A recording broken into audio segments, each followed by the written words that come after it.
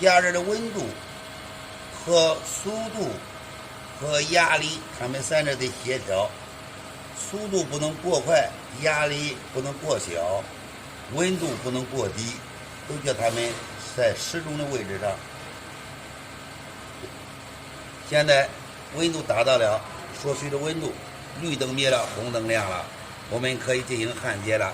焊材从下边这个地方下入，上面的焊材从这边下入。当焊材下好以后，这会儿要迅速打开扳手，压紧，进行焊接。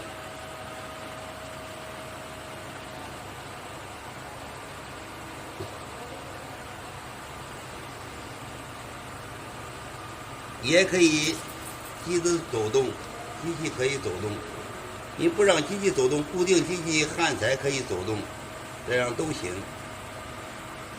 当焊接完毕后，我们把扳手扳下去以后，关闭开关，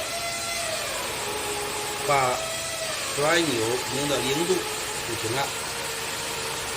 这就是我们进行焊接过程中的实际情况。完了。